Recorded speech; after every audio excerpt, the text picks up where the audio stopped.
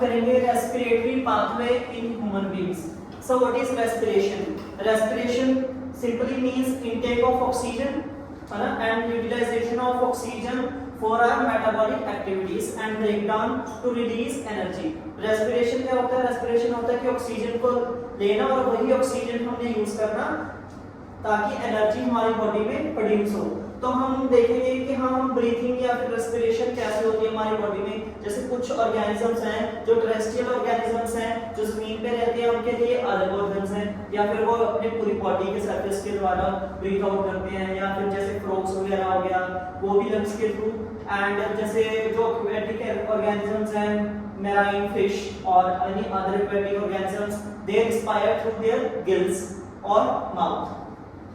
But in human beings or in higher animals, what is the respiratory pathway? So we will learn about it in detail today. First of all, the nostril. Humans have a nasal cavity in the face and nostrils. We are having two external nostrils. बाहरी surface, body के surface से हमारे पास है दो nostrils, जिसका function क्या है? वहाँ पे हमारे नोज में होते हैं हेयर्स। हेयर्स का काम क्या है कि वो करते हैं फिल्टर का एयर दैट वी टेक, क्योंकि हमारी जो एयर है it is not pure, we are taking impure air, it filter and it add moisture the air. How it moisture the air? it add water content to the air, means it humidify the air. Humidify means humus that we add or with the help of mucus. There is a layer of mucus in the nasal cavity or in the nose. From here, air pass into the lungs through the throat. Throat basically consists of three parts. What are that? Larynx, pharynx, and your upper portion of trachea. Mainly you can say trachea. तीन part आपके throat में, throat आपका वैसे जैसे larynx, pharynx and trachea. जो आपका ऊपर वाला पार्ट है वो है फेरिंक्स, ये रहा फेरिंक्स जो कि बिल्कुल नेसल कैविटी के साथ टच करता है। ये रहा, उसके नीचे आपका लैरिंक्स, फेरिंक्स के नीचे लैरिंक्स होता है, उसके नीचे आ गया trachea. Trachea is also known as wind pipe, उसे हम विंड पाइप भी बोलते हैं। The rings of cartilage of throat prevent air passage collapsing. जैसे हम सांस लेते हैं, जैसे हमारे ब्रेन को प्रोटेक्ट करने के लिए हमारे पास स्कल है, स्कल प्रोटेक्ट करती है कि ताकि ब्रेन में कोई भी तरह की जैसे इंजरी हो जाए तो उसको प्रोटेक्शन के लिए, ऐसे ही जो रिंग्स ऑफ कार्टिलेज है, जैसे हमारा जो वर्टिब्रा है, यहाँ पे वर्टिब्रे होता है ना, ये यहाँ पे होते हैं ऊपर आपके रिब्स, ये आपकी लंग्स होगी, इसके ऊपर आपके रिब्स होंगे। तो रिब्स के ऐसे हमारी ये वाली जो फूड पाइप और विंड पाइप है, you can touch here, you can feel that यहाँ पे होते हैं आपके vertebras. They are hard structure, वो इतने सॉफ्ट नहीं होते जितनी सॉफ्ट ये चीजें होती हैं। वो क्यों हार्ड होते हैं? ताकि जो आपकी ये सॉफ्ट चीजें हैं वो आपकी प्रोटेक्ट रहे। तो आपका सबसे पहले हम ये पाथवे एकदम पूरा कैप्चर कर लेते हैं। नोस्ट्रिल्स, फिर फेरिंक्स, फिर larynx, after that trachea which is also known as wind pipe, जिसे विंड पाइप भी बोलते हैं। फिर bronchi, bronchi have further divisions. The bronchi divide into smaller and smaller tubes. Like here, this is the main trachea.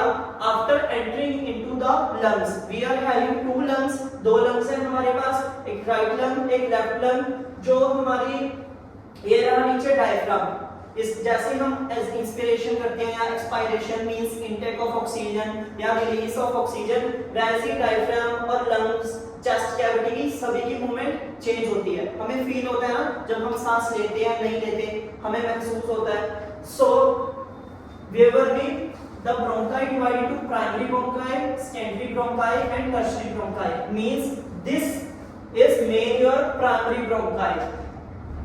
The trachea divide into bronchi entering into the lungs, these are their primary bronchi. After that secondary bronchi, then tertiary bronchi. tertiary bronchi तक वो divide करते रहते हैं, बिल्कुल tube like structure. After that वो finally कहां पे जाके खत्म होती है उनकी division? Finally terminate means ends up in a balloon like structure called alveoli, जिसे बोलते हैं alveoli. Alveoli, what are alveoli? Alveoli are balloon like structure present inside the lungs. So main आपका जितना भी था मेन फंक्शन जो lungs में carry out होता है, जो एक्सचेंज ऑफ गैसेस हम स्टार्टिंग से पढ़ते आ रहे हैं, वो उसके पीछे रिस्पांसिबल कौन सी चीज है? Alveoli. Helps in the exchange of gases in humans.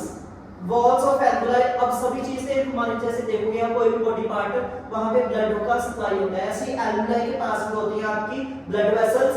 Blood vessels का क्या काम है कि transportation of blood. Okay, walls of alveoli, जो एल्वियोलाई की वॉल्स होती है मींस ये आपका बैलून लाइक स्ट्रक्चर है ना, बैलून लाइक स्ट्रक्चर्स, इनकी जो वॉल्स हैं, इनकी जो दीवारें हैं आउटसाइड वाली, उनके पास होती है ब्लड वेसल्स। ओके, जिनमें होता है ब्लड। तो हमें पता है ब्लड के थ्रू ही हमारा ट्रांसपोर्टेशन होता है ना गैसेस का भी, गैसेस उसी में डिसॉल्व होकर ट्रांसपोर्ट होती हैं। तो जो हमारा कार्बोनेटेड मींस इम्प्योर ब्लड है, ड्यूरिंग इंस्पिरेशन व्हाट हैपन, वो हमारा ब्लड है वो यहां तक आता है, ठीक है, ब्लड लेके आता है यहां तक, ब्लड वेसल्स लेके आती है यहां तक CO2, और यहां पे जो एल्वियोलाई अपना काम कर देती है बाय द डिफ्यूजन। एक may be responsible for exchange of gases in humans during inspiration. Inspiration क्या होता है? मींस इनटेक ऑफ ऑक्सीजन, और इसका उल्टा होता है expiration. Air is sucked into the lungs, lungs के बीच में एयर जाती है and फिल्स the expanded alveoli, alveoli को फिल कर देती है, ठीक है, क्योंकि ये मस्कुलर बैग लाइक स्ट्रक्चर है, बैग एम्प्टी भी होता है, भरा हुआ होता है, जब एयर होगी इसके अंदर वो फिल आउट होगा। जैसे जब हमने सांस ली, फिर हम सांस छोड़ते भी हैं ना, कंटिन्यूअसली से होल्ड नहीं करके रखते, फिर वो रिलैक्स हो जाती है। Blood brings CO2 from the body and exchange it with the pure oxygen in alveolar air. So this is the main breathing process in human beings. It is not very much complex.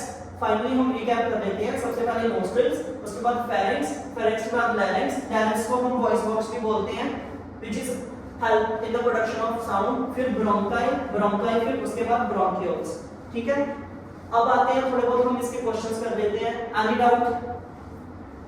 Okay. So breathing rate कितना है हमारा human body का? Normal 12 to 15 times. Okay, और एक यहाँ पे एक special structure होती है एपिग्लोटिस।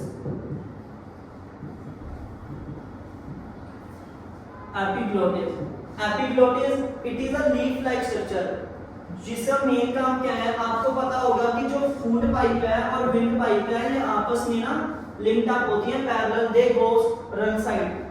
तो जो एपिग्लोटिस है, जब हमने सांस लेनी है या फिर जब हमने खाना खाना है, तो epiglottis cover up the second pipe. जैसे आप खाना खा रहे हो तो epiglottis will cover your wind pipe. It prevent the entry of food into the wind pipe. तो आपने हमेशा सुना होगा कि हाँ खाना खाते टाइम नहीं बोलना चाहिए, उसका यही मतलब है, ठीक है, ताकि एपिग्लोटिस